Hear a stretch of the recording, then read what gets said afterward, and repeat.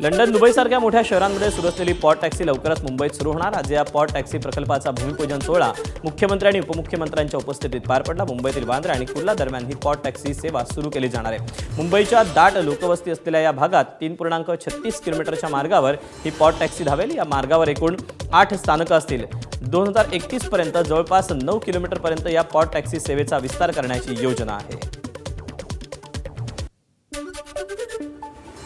आणि विशेषतः आपण हा प्रयत्न केला आहे की BKC जे आपलं बिझनेस डिस्ट्रिक्ट आहे याच्यामध्ये दोन्ही बाजूने बांद्र्याच्या बाजूने किंवा कुर्ल्याच्या बाजूने येणारे जे लोक आहेत यांना कोणालाही दुसरं ट्रान्सपोर्टेशन घेण्याची आवश्यकता पडू नये अशा पद्धतीनं दोन्हीकडच्या स्टेशन्सला आपण जोडलेलं आहे। आणि त्या जोडण्यामुळे मला असं वाटतं की लोकांना खूप सुगमता होणार आहे आणि त्या पॉड टॅक्सीच्या माध्यमातून लास्ट माईल कनेक्टिव्हिटी असणार आहे। पॉड टॅक्सीमध्ये स्टेशन्स हे खूप जवळजवळ असल्यामुळे आपण BKCमध्ये लोक त्या ठिकाणी त्या स्टेशनवर उतरू शकतील आणि पायी त्याच्यानंतर कुठलंही किंवा पब्लिक ट्रान्सपोर्टने आलेल्या म्हणजे मेट्रोने किंवा सबअर्बन रेल्वेने लोकल ट्रेनने आलेल्या कुठल्याही व्यक्तीला त्यानंतर कुठलं दुसरं ट्रान्सपोर्टेशन वापरण्याची आवश्यकता पडणार नाही। त्याच्या गंतव्याच्या 100-150 मीटरमध्ये तो या पॉड टॅक्सीने पोचू शकेल। त्यामुळे आपलं जे BKC आहे त्याचं पूर्णपणे डिकंजेशन हे BKCचं होईल आणि त्या ठिकाणी लोकांनाही अतिशय सुगमतेनं जाता येईल।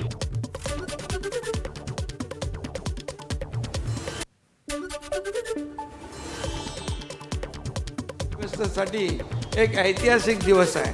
देशातला पहिला पॉड टॅक्सी प्रकल्पाची मुहूर्तमेढ आज इथं देवेंद्रजी तुम्ही रवलेली आहे आणि त्यामुळे हे आजचा दिवस क्रांतिकारी आहे। बारामती पोटनिवडणुकीत काँग्रेसनं सुनेत्रा पवारांविरोधात उमेदवार रिंगणात उतरवला। यामुळे पार्थ पवार चांगलेच संतापले। सुनेत्रा पवार यांनी काँग्रेसचे महाराष्ट्र प्रदेशाध्यक्ष हर्षवर्धन चकपाळ यांना फोन करून बारामती पोटनिवडणुकीत पाठिंबा देण्याची मागणी केली होती। मात्र त्यानंतरही काँग्रेसच्या दिल्लीतील हायकमांडनं बारामतीच्या पोटनिवडणुकीत उमेदवार रिंगणात उतरवला। काँग्रेसची ही कृती सुनेत्रा पवार यांचे पुत्र आणि राज्यसभेचे नवनियुक्त खासदार पार्थ पवार यांच्या चांगलीच जिव्हारी लागली। त्यामुळे त्यांनी काँग्रेस पक्षावर जोरदार टीका केली। ही काँग्रेसच्या महाराष्ट्रातील डाऊनफॉलची सुरुवात असल्याची टीका पार्थ पवारांनी केली। लोक विसरत नाहीत। आता जो प्रेम दादांचा आहे लोकांच्या मनात, अशा वेळेस हा निर्णय घेणं एवढ्या मॅच्युअर पार्टीनी, म्हणजे जिथं एवढे मोठे नेते आहेत, हे अतिशय चुकीचं आहे। आम्ही काय कोणाला फोन नाही करणार आहे। जे काय ते नशिबात लिहिलं आहे ते बघू काय व्हायचं आहे ते। पण फक्त मला वाईट वाटतं की काँग्रेसचा डाऊनफॉल आहे महाराष्ट्रामध्ये। नागपूरच्या डोसर भवन चौकात एका रहिवासी घराच्या पार्किंगमध्ये पिशवीत 58 डिटोनेटर आणि 15 जिलेटिन आढळून आले। घटनेची माहिती मिळाल्याच्या 8 मिनिटात घटनास्थळी तपास यंत्रणा पोहोचल्या। स्फोटकं जिवंत असल्यानं पोलिसांनी संपूर्ण परिसराला बॅरिगेटिंग केलं। आजूबाजूची दुकानंही बंद करण्यात आली। त्यानंतर स्फोटकं जिवंत असली तरी ती हाताळता येऊ शकतात हे स्पष्ट झाल्यानंतर सुरक्षा कवच असलेल्या बॉक्समधून ही स्फोटकं नेण्यात आली। याच्यामध्ये आता ह्या ठिकाणी जे आहे ते जिलेटिन सदृश जी वस्तू सापडलेली आहेत आणि काही डिटोनेटर आहे। ते प्राथमिकदृष्ट्या ते गार्डनच्या तिथे बॅगमध्ये मिळालेले त्यांना। कधी टाकले, कोणी टाकले आणि कसे आले ते आता शोध घेत आहे। 58 डिटोनेटर आणि 15 जिलेटिनच्या कांड्या असल्याचं बोललं जात आहे। हे आता प्राथमिक माहिती आहे, आणखी डिटेल्स नाहीत माझ्याकडे। पूर्ण झाल्यावर सांगू। कुठनं आलं काही कळलं का सर? नाही, याबद्दल काही माहिती नाही। नागपूरच्या डोसर भवन चौकात सापडलेली स्फोटकं ही नागपूरच्या SBL एक्सप्लोजिव्ह लिमिटेड राऊळगाव या कंपनीची निर्मित असल्याचं समजतंय। काही दिवसाआधीच याच कंपनीत स्फोट झाला होता, ज्यात 26 मजुरांना आपले प्राण गमवावे लागले होते। आता पोलीस SBL कंपनीचे वितरक महाराष्ट्र एक्सप्लोजिव्ह आणि पृथ्वी एंटरप्राइजेस यांच्या स्टॉकची तपासणी करणार आहेत। दरम्यान सापडलेली स्फोटकं ही विहीर किंवा खाणीमध्ये ब्लास्टिंग करण्यासाठी वापरली जातात। नागरी वस्तीत ही स्फोटकं सापडल्यानं आश्चर्य व्यक्त होत आहे। कोणीतरी भीतीपोटी इथे लपवली असावीत असा पोलिसांना अंदाज आहे। या ठिकाणी आम्हाला 15 कार्टेज मिळाले आहेत। तसं डिटोनेटर वेगवेगळ्या छोट्या छोट्या बॅगमध्ये ठेवलेले डिटोनेटर्स या ठिकाणी 58 आम्हाला मिळून आलेले आहेत. त्याच्या अनुषंगाने आम्ही त्याची काळजीपूर्वक ते वेगवेगळे डिटोनेटर आणि कार्टेज आम्ही वेगवेगळ्या मॅगझिनमध्ये ठेवत आहोत आणि पुढचं जे इन्व्हेस्टिगेशन आहे आमचे इन्व्हेस्टिगेशन याच्यामध्ये सुरू आहे. पुण्याच्या बिबेवाडीत चारित्र्यावर संशय घेऊन पतीनं पत्नीची हत्या केली. यानंतर आरोपी पतीनं पत्नी इमारतीवरून खाली पडल्याचा बनावही केला. हत्या करून पतीनंच पत्नीला रुग्णालयात दाखल केलं. पत्नीचा अपघाती मृत्यू झाल्याचं सांगत पोलिसांनाही फसवण्याचा प्रयत्न केला. मात्र पोलिसांना प्राथमिक तपासातच संशय आला आणि पतीची चौकशी केली. यावेळी आरोपी शुभम उत्तर देताना अडखळत होता. पोलिसांचा संशय बळावला आणि त्याच्या विरोधात पुरावे सापडल्यानंतर शुभमला तात्काळ ताब्यात घेण्यात आलं.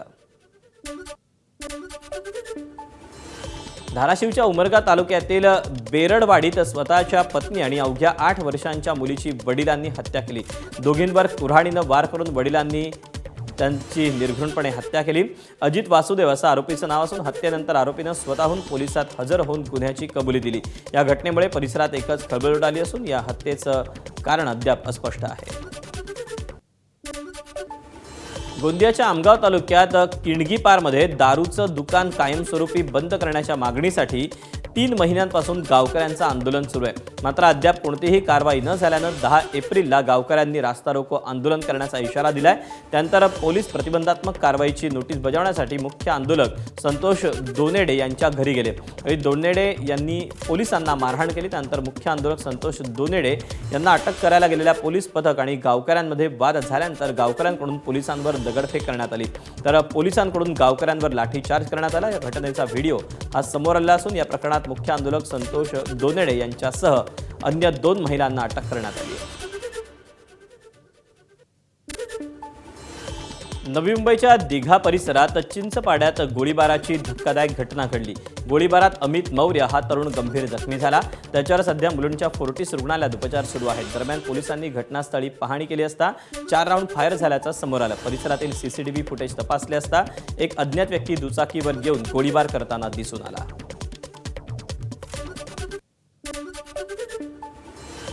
ठाण्यातील नितीन सिग्नल जवळ एका माथेफिरूनं 10 ते 12 गाड्यांची तोडफोड केली. माथेफिरूनं बांबूनं केलेल्या तोडफोडीत गाड्यांचं मोठं नुकसान झालं. या घटनेनंतर स्थानिक रहिवाशांच्या मदतीनं पोलिसांनी माथेफिरूला ताब्यात घेतलं. बीडच्या मस्सादोगमधील सरपंच संतोष देशमुख हत्या प्रकरणात बीडच्या जिल्हा आणि विशेष सत्र न्यायालयात झालेल्या सुनावणीत सरकार पक्षाकडून पेन ड्राईव्हमध्ये दिल्या गेलेल्या फाईल ओपन होत नसल्याचा आरोपींच्या वकिलांनी सांगितलेलं आहे. त्यानंतर न्यायालयानं संबंधित बाबींची पूर्तता करण्याची सूचना सरकारी वकिलांना देत 22 एप्रिल ही सुनावणीची पुढची तारीख दिली. सोलापूरच्या माढामधील अंजनगाव खेलोबाच्या पुतळ्याप्रकरणी आंदोलन करण्यात आलं होतं. आंदोलन सुरू असताना पुतळ्याच्या जागेची मोजणी करायला आलेल्या अधिकाऱ्यांना धक्काबुक्की करण्यात आली आणि मोजणी करू नका नाही तर बघून घेतो अशा पद्धतीनं धमकावल्यावरून ओबीसी नेते लक्ष्मण हाकेंवर गुन्हा दाखल झाला. मंदिर जागेच्या मोजणी दरम्यान हाके आणि समर्थकांनी धक्काबुक्की आणि गोंधळ घातला होता. या प्रकरणी ओबीसी नेते लक्ष्मण हाके यांच्यासह 60 ते 70 जणांविरोधात गुन्हा दाखल करण्यात आला. पुण्यातील कोरेगाव पार्क इथल्या लेन क्रमांक 3 मधील खाद्यपदार्थ विक्रेते आणि स्टॉल धारकांवर महापालिकेच्या अतिक्रमण विभागानं कारवाई केली. या कारवाईमागे पुण्यातील उद्योगपती अतुल चोरडिया आणि सागर चोरडिया यांच्या म्हणण्याचा आधार घेतला असा आरोप संबंधित विक्रेत्यांनी केला. गेल्या 10 ते 15 वर्षांपासून इथे व्यवसाय करत असताना अचानक ही कारवाई का करण्यात आली असा प्रश्न विक्रेत्यांकडून उपस्थित केला जातोय. मला असं काही वाटत नाही की दबावातून कारवाई करण्यात आलेली आहे. सगळ्यात महत्त्वाचं मी सगळ्या अधिकाऱ्यांना असे आदेश दिले की आपण तो झोन कोणता आहे तो चेक केला पाहिजे. तिथे झोनप्रमाणे सगळे पथारी व्यावसायिक आहेत का, त्यांचे लायसन्स बरोबर आहेत का, असं संपूर्ण प्रकरणाची पूर्ण चौकशी करून त्यांना मी माझ्याकडे अहवाल ठेवायला सांगितलं आहे. अहवाल आल्यानंतर नियमाप्रमाणे जे काय असेल ते होईल. जळगावच्या मोहाडी शिवारातील महापालिकेच्या अतिक्रमणाच्या कारवाईला आदिवासी बांधवांनी विरोध केल्यानं अतिक्रमण पथक कारवाई विना परतलं. आदिवासी महिलांनी तसंच बांधवांनी आपापल्या झोपड्यांसमोर ठिय्या मांडून महापालिकेच्या कारवाईला विरोध केल्यानं गोंधळ झाला. लोकसंघर्ष मोर्चाचे पदाधिकारी तसंच आदिवासी समाजाच्या बांधवांनी महापालिकेच्या अधिकाऱ्यांसोबत चर्चा करत पर्यायी जागेची मागणी केली. आम्ही 20 वर्षांपासून राहतो आहे, त्यामुळे आम्ही अतिक्रमण काढू देणार नाही. काढल्यास तीव्र आंदोलन करण्याचा इशारा इथल्या आदिवासींनी दिला. आम्हाला गरीब लोकांना राहायला घरदार नाही. आम्ही 15 वर्षापासून इथं सगळी अडचण बिडचण सगळं मोडले आम्ही न. आमचे लहान लहान मुलं बाळं घेऊन आम्ही इथं उपाशी म्हणा का तापाशी म्हणा या जंगलामध्ये आम्ही पडलेले आहोत.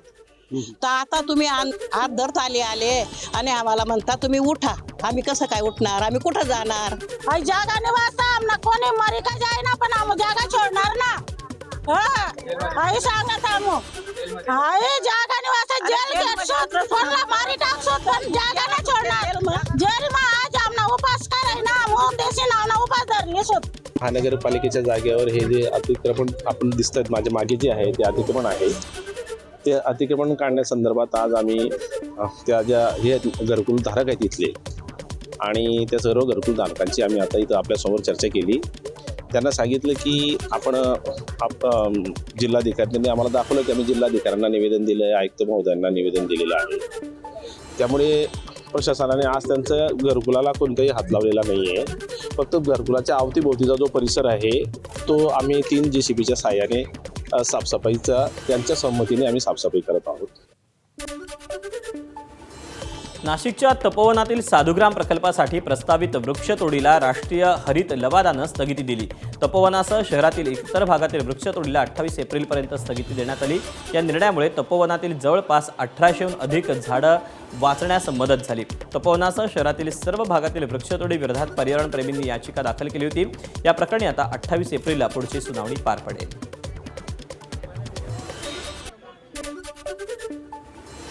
अकोल्याच्या बस स्थानक चौकातील एका नाश्त्याच्या गाडीवर गटारातील पाण्याचा वापर केला जात होता. गटारातील पाणी प्लॅस्टिकच्या बाटलीमध्ये भरायचा आणि याचा वापर नाश्ता करण्यासाठी किंवा भांडी धुण्यासाठी होत होता. ही बातमी ABP माझानं काल दाखवली होती. या बातमीची अकोला महापालिकेनं दखल घेतली. आज अकोला महापालिकेने या व्यावसायिकांवर कारवाई केली. त्याची नाश्त्याची गाडी आज अकोला महापालिकेच्या अतिक्रमण विभागानं हटवली. अकोल्यातील बस स्थानक चौकात पहाटे 4 वाजल्यापासून नाश्त्याची दुकानं सुरू असायची. मात्र महापालिकेच्या अतिक्रमण विभागानं सर्व नाश्त्याची दुकानं ही हटवली आहेत. राज्य मंत्रिमंडळानं ऐतिहासिक निर्णय घेतला. कृत्रिम बुद्धिमत्ता आणि IT क्षेत्राचा झपाट्यानं होत असलेला विस्तार लक्षात घेता राज्य सरकारनं माहिती तंत्रज्ञान केडर निर्माण करण्याचा निर्णय घेतला. मंत्रिमंडळ बैठकीत त्याला मान्यता देण्यात आली. माहिती तंत्रज्ञान संचालनालय नव्या स्वरूपात असेल, त्यात कृत्रिम बुद्धिमत्तेचाही समावेश केला जाणार आहे. Maharashtra remote sensing application centre म्हणजे MRAC ही आता कंपनी म्हणून गणली जाईल. त्याशिवाय महाराष्ट्र राज्य विद्युत वितरण कंपनी महावितरणची आर्थिक पुनर्रचना होणार आहे. शासन हमी असलेल्या कर्जासाठी भांडवली बाजारात सरकारी रोखे करण्यात येणार आहेत. याशिवाय कृषी वितरण व्यवसायाचं विभाजन करण्यात येणार आहे. तसंच महावितरण आता भांडवली बाजारात सूचीबद्ध होणार आहे. महावितरणच्या आर्थिक पुनर्रचनेला राज्य मंत्रिमंडळानं हिरवा कंदील दाखवला. 32,679 कोटी रुपयांच्या कर्जासाठी भांडवली बाजारात रोखे आणले जाणार असून त्यांना राज्य सरकारची हमी असेल. यासोबतच कृषी वितरण व्यवसायाचं विभाजन करण्याचा निर्णय देखील घेण्यात आला. विशेष म्हणजे या प्रक्रियेनंतर महावितरण कंपनी भांडवली बाजारात सूचीबद्ध होणार असून ऊर्जा क्षेत्रात यामुळे मोठे बदल अपेक्षित आहेत. कधी काळी माओवाद्यांचं माहेरघर म्हणून ओळख असलेलं गडचिरोलीतील कमलापूर गाव पर्यटनाच्या नकाशावर झळकू लागलं. महाराष्ट्र, छत्तीसगड आणि तेलंगणा सीमेवर असलेल्या या गावातील हत्ती कॅम्प पर्यटकांसाठी आकर्षण ठरतोय.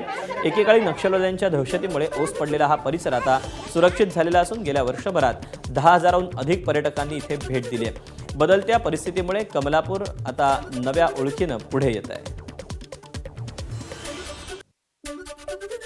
काही माध्यमातून ते हत्ती नेण्याचा प्रयत्न झाला. जामनगरला घेऊन जाणार होते. त्याचं संवर्धन तिथे करण्यापेक्षा इथेच केलं आणि चांगल्या पद्धतीने केलं तर इथे पर्यटन क्षेत्र वाढू शकतं, इथे लोकांना रोजगार मिळू शकतं. आणि असा प्रयत्न इथे झाला पण आम्ही त्याला हाणून पाडलं की बा ते दिलं. शेवटी कोर्टात जावं लागलं. कोर्टाने मग आदेश दिल्यानंतर हे सगळं प्रक्रिया थांबली आणि मग हे हत्ती इथे राहिले. नाशिकमध्ये कुंभमेळ्याच्या पार्श्वभूमीवर विकास कामं सुरू आहेत, मात्र गोदावरी नदीच्या प्रदूषणाकडे सर्वच यंत्रणेचं दुर्लक्ष होतंय. रामकुंडापासून अवघ्या 100 ते 200 मीटर अंतरावर पाणवेलींनी संपूर्ण गोदापात्र व्यापलं. राज्याचे मुख्य सचिव 3 दिवस नाशिकमध्ये होते. साधू संतांची कुंभमेळ्याच्या पार्श्वभूमीवर 2 दिवस बैठकही झाली. ज्या गोदावरीमुळे कुंभमेळा नाशिकमध्ये होतोय त्याकडे मात्र प्रशासनाचं साफ दुर्लक्ष आहे. मुंबई गोवा महामार्गावर चिपळूण शहरात सुमारे 3 किलोमीटर लांब असलेल्या उड्डाणपुलाचं काम युद्धपातळीवर सुरू आहे. वाशिष्ठी नदीपासून ते पंचायत समिती कार्यालयापर्यंत असलेला हा उड्डाणपूल अनेक वर्षांपासून प्रलंबित असल्यानं शहरातून वाहतुकीला अडचण निर्माण होत होती. शिवाय या उड्डाणपुलाचं काम सुरू असताना गर्डर कोसळल्यानं देखील मोठा वाद निर्माण झाला होता. मात्र मागील वर्षभर या ठिकाणी वेगानं काम सुरू असल्यानं यंदाच्या मे महिन्याच्या अखेर उड्डाणपूल वाहतुकीसाठी खुला होण्याची चिन्ह ही निर्माण झालेली आहेत. भंडारा जिल्ह्यात सध्या व्याघ्र दहशतीचं सावट पसरलंय. नवेगाव नागझिरा अभयारण्यालगतच्या बांपेवाडा, उमरझरी आणि आमगावासह पंचक्रोशीतील गावांमध्ये वाघाची दहशत आहे. सध्या जंगलात मोहफुलांचा सडा पडतोय, पण हाच सडा वेचायला जाणाऱ्यांच्या जीवावर वाघ उठलाय. गेल्या 19 दिवसात दोघांचा बळी गेलाय तर एक महिला गंभीर जखमी झाली आहे. या वाघिणीचा शोध घेण्यासाठी भंडारा वन विभाग, गोंदिया वन विभाग यांच्या रेस्क्यू टीम्स RRT आहेत. त्याचबरोबर 4 शार्प शूटर्स आहेत. 24 तास वन विभागाचे कर्मचारी, अधिकारी हे मॉनिटरिंग करत आहेत. यासाठी थर्मल ड्रोनचा सुद्धा वापर केला जात आहे.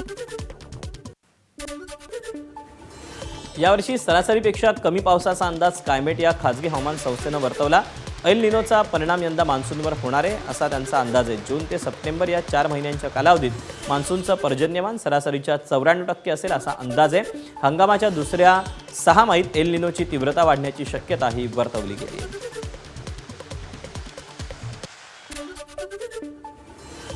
अवकाळी पावसानं नुकसान झालेल्या शेतकऱ्यांना तात्काळ मदत करा असे निर्देश मुख्यमंत्री देवेंद्र फडणवीसांनी मंत्रिमंडळ बैठकीतून अधिकाऱ्यांना दिलेत. NDRFच्या नियमाप्रमाणे मदत करण्याचे आदेशही मुख्यमंत्र्यांनी अधिकाऱ्यांना दिलेत. दरम्यान या अवकाळी पावसानं फळबागांचं मोठ्या प्रमाणात नुकसान झालंय.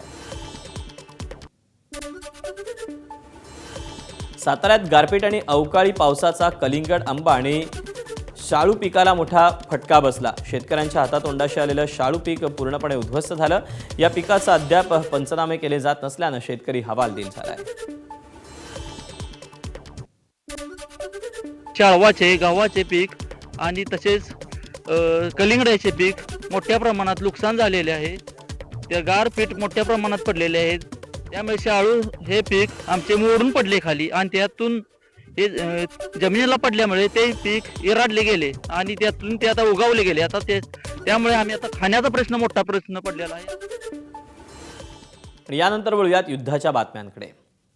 इराणमधले सारेपूर आणि वीज प्रकल्प उद्ध्वस्त करू अशी डोनाल्ड ट्रम्प यांनी धमकी दिली. आज रात्री 12 पासून म्हणजे भारतीय वेळेनुसार पहाटे 5:30 वाजल्यापासून हे हल्ले करू अशी धमकी ट्रम्प यांनी दिली आहे.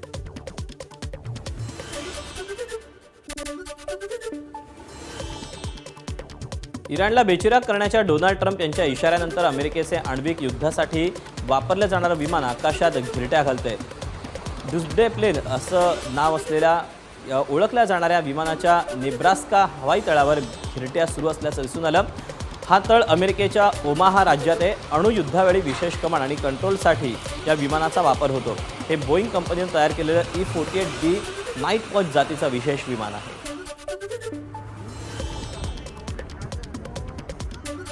बोंधूबाबा अशोकराच्या प्रकरणामध्ये रुपाली चाकणकर यांनाच बळीचा बकरा का करण्यात आलं? वंचितचे प्रकाश आंबेडकर यांचा सवाल.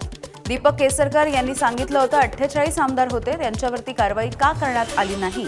आंबेडकरांचा सवाल.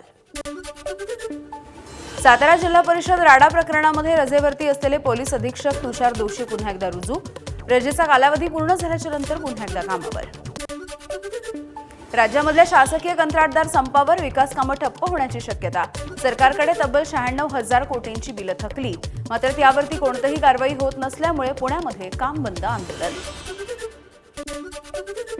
बनावट चलनी नोटांचा प्रसार करणाऱ्या आणि फसव्या इंस्टाग्राम पोस्ट प्रसारित करणाऱ्यांवरती सायबर विभागाचा कारवाईचा बडगा. आतापर्यंत 4 गुन्हे दाखल करत 2 जणांना अटक. नाशिकच्या दिंडोरीमधल्या विहिरीच्या अपघाताचं प्रकरण, जिल्हाधिकाऱ्यांकडून 5 अधिकाऱ्यांची चौकशी समिती स्थापन. अपघातस्थळी प्रत्यक्ष पाहणी करून वस्तुनिष्ठ अहवाल 7 दिवसांमध्ये सादर करण्याचे निर्देश.